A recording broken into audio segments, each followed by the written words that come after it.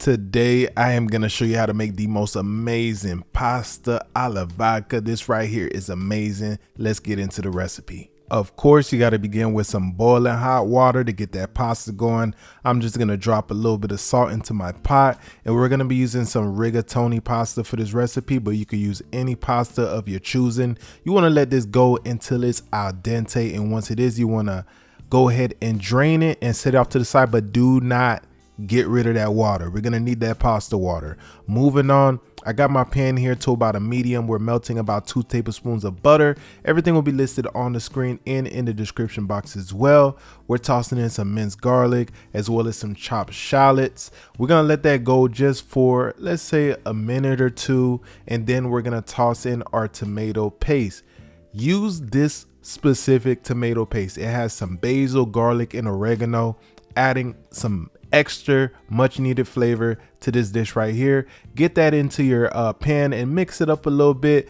Then we're gonna toss in our pasta water, about a half a cup of pasta water. We're gonna get our vodka in there. We're gonna get our heavy cream in there, and of course we're gonna hit it with a little bit of red pepper flakes as well. The red pepper flakes, it's not spicy. It might seem a little intimidating, but I feel like the heavy cream and everything balances it so well that it's not really spicy. Of course, you got to get your favorite vodka in there. And once we have everything here, we're going to reintroduce our pasta that we have drained and set off to the side.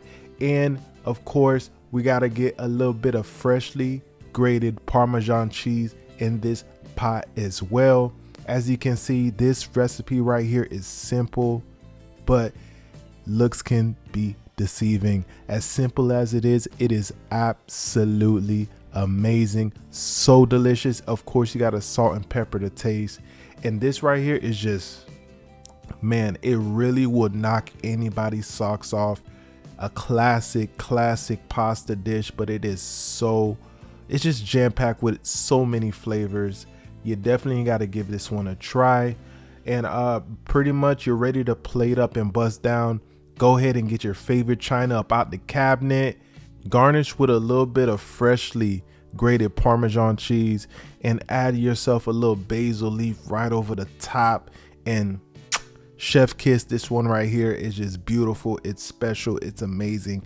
And you got to give it a try. No ifs, ands, or buts about it.